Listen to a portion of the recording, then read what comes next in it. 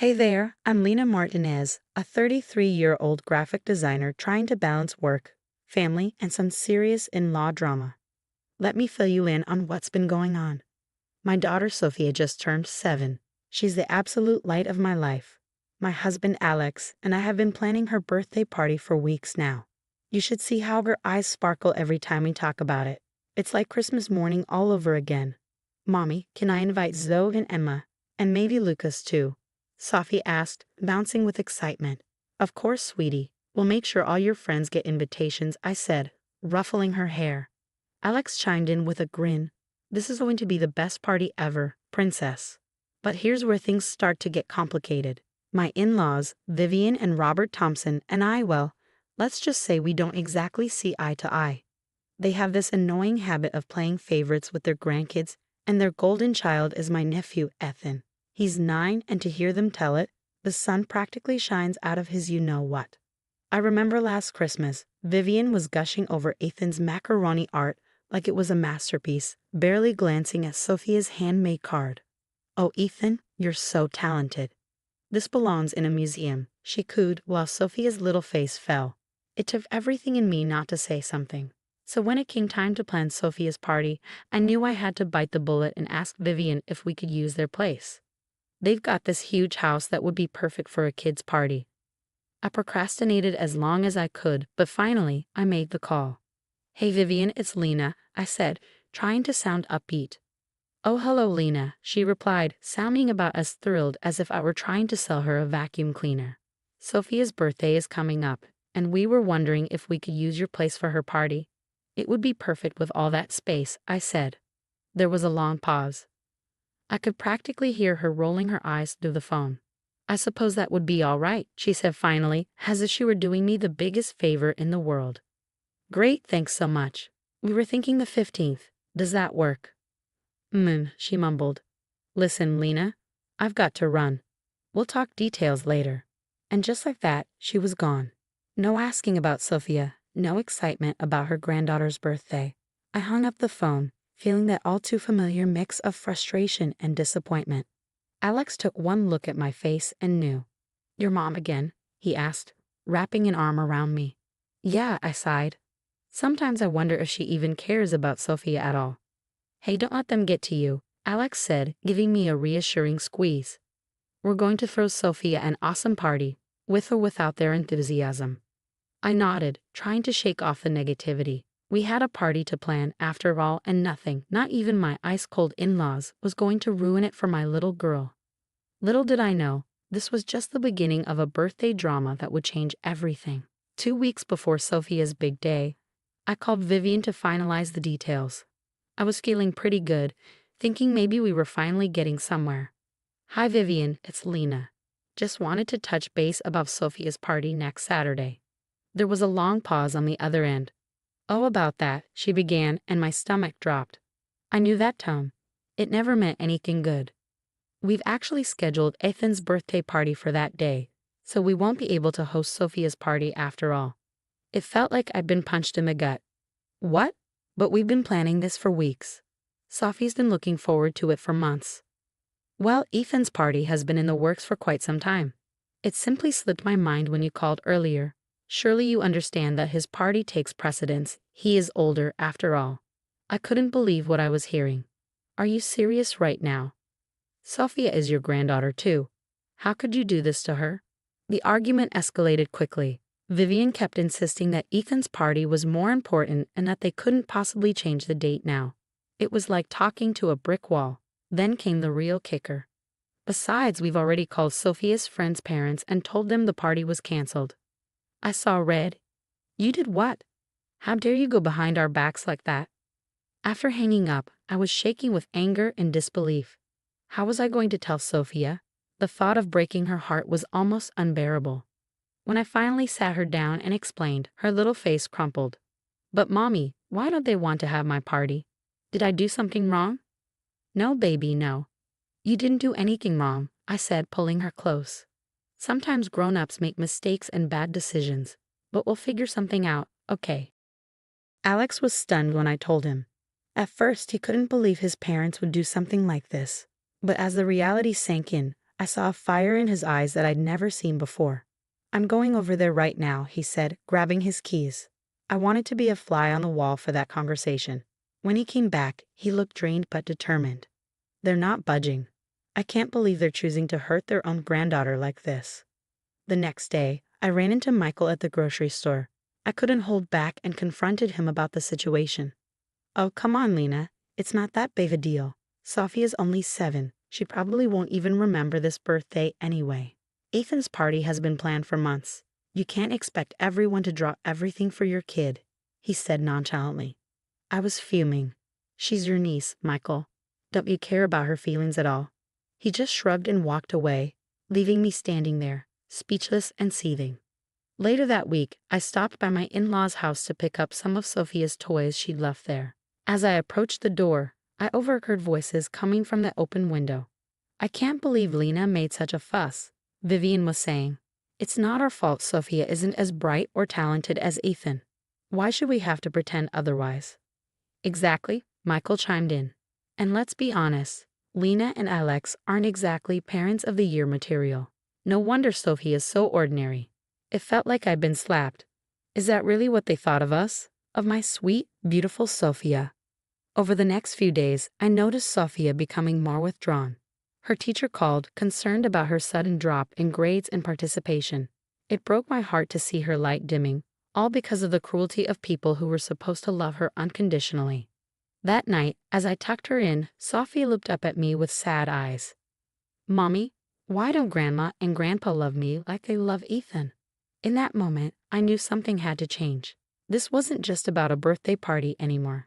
It was about protecting my daughter from the toxic influence of people who clearly didn't have her best interests at heart. I kissed her forehead, my mind already racing with plans. "They're the ones missing out, sweetie," I whispered. "But don't you worry. Mommy's going to make sure everything turns out okay." After that night with Sophia, I knew I couldn't stay silent any longer. It was time to expose Vivian and Robert's toxic behavior once and for all. I started digging through old photos, videos, and emails, documenting every instance of their blatant favoritism and mistreatment. There was the Christmas where Ethan got a brand new bike while Sophie received a coloring book. The family picnic where Vivian fawned over Ethan's every move but barely acknowledged Sophia's presence. It was all there in black and white. I reached out to our family friend Sarah, who had witnessed some of these incidents firsthand. "Lena, I've been biting my tongue for years," she confessed. "The way they treat Sophia, it's not right. Count me in." Other friends came forward too, each with their own stories of Vivian and Robert's cruel behavior. It was like opening the floodgates. When I told Alex about my plan, he was hesitant at first. "Lena, are you sure about this? They're still my parents."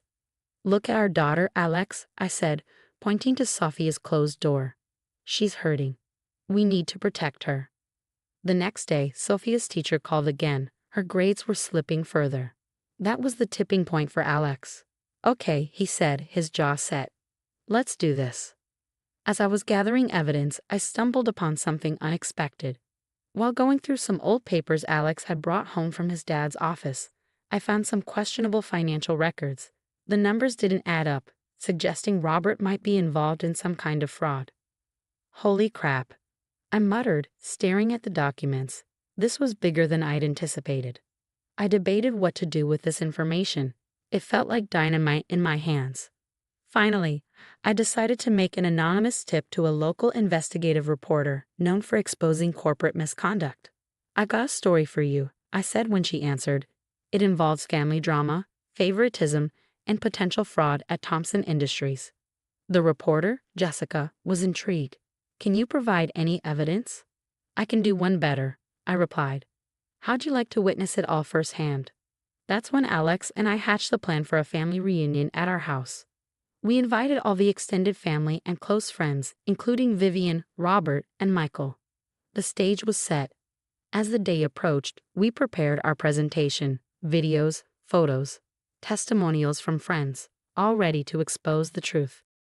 It was all there, a comprehensive showcase of years of cruelty and favoritism. The night before the reunion, Alex and I sat at the kitchen table, going over everything one last time.